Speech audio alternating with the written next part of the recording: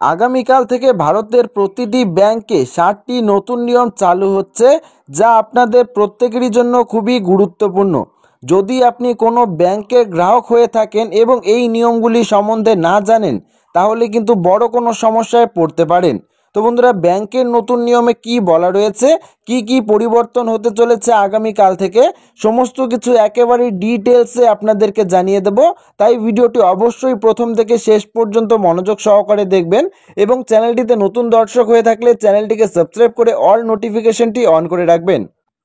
বন্ধুরা, আগামীকাল থেকে ভারতের ব্যাংকিংয়ের ক্ষেত্রে আসছে একাধিক বড় বদল। সাম্প্রতিক দেশের প্রায় প্রত্যেকটি ব্যাংকিং লেনদেন প্রযুক্তিগত উন্নতি ও জালিয়াতি রোধ সংশোধন করেছে তাদের নিয়মে।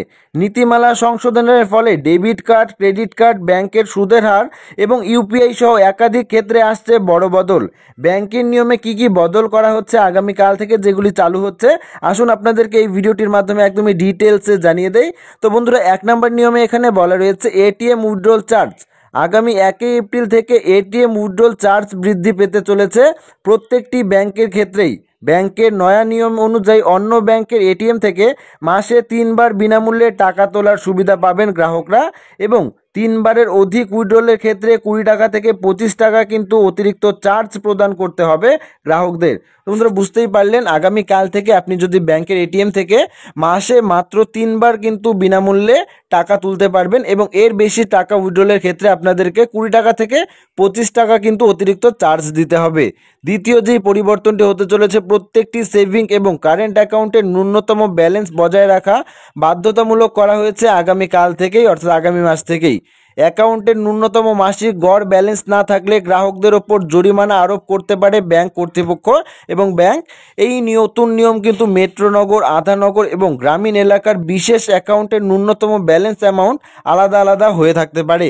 3 নম্বর নিয়ম এখানে বলা রয়েছে চেক জালিয়াতি রুখতে আরবিআই চালু করেছে পজিটিভ পো সিস্টেম, অর্থাৎ পিপিএস। এই পদ্ধতির মাধ্যমে 50,000 টাকার অধিক অঙ্কের চেকের ক্ষেত্রে গ্রাহকদের পিপিএস এর মাধ্যমে ব্যাংকে প্রদান করতে হবে বেশ কিছু তথ্য।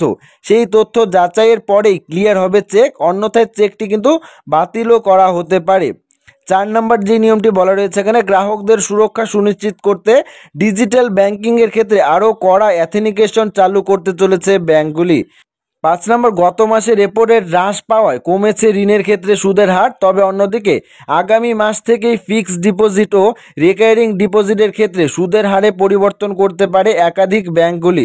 6 নম্বর যে পরিবর্তনটি এখানে বলা রয়েছে, এসবিআই সিম্পল ক্লিক কার্ডের ক্ষেত্রে সুইগির পুরস্কার 5x করা হবে আগামী এপ্রিল মাস থেকে এবং 30 থেকে কমিয়ে এয়ার ইন্ডিয়ার সিগনেচার কার্ডের পয়েন্ট নিয়ে আসা হবে 10-এ। পাশাপাশি মাইফিল প্রোগ্রামও বন্ধ হতে চলেছে, অর্থাৎ এইচডিএফসি ফার্স্ট ক্লাব ভিস্তারা কার্ডের মাইফিল প্রোগ্রাম এটিও বন্ধ হতে চলেছে আগামীকাল থেকে। এবং 7 নম্বর এখানে যেটি বলা রয়েছে, যদি কোনো মোবাইল নম্বর দীর্ঘদিন ব্যবহার না হয়ে থাকে তাহলে সেই নম্বরটির সাথে লিঙ্ক করা ইউপিআই আইডি কিন্তু বন্ধ করে দেওয়া হবে আগামী মাস থেকেই। তো বন্ধুরা, আগামীকাল থেকে ব্যাংকের এই নতুন নিয়মগুলি কিন্তু পরিবর্তন করতে চলেছে। আশা করছি ভিডিওটি আপনাদের সবারই ভালো লেগেছে। ভিডিওটি এখানেই শেষ করছি, দেখা হচ্ছে পরবর্তী একটি ভিডিওতে। ধন্যবাদ।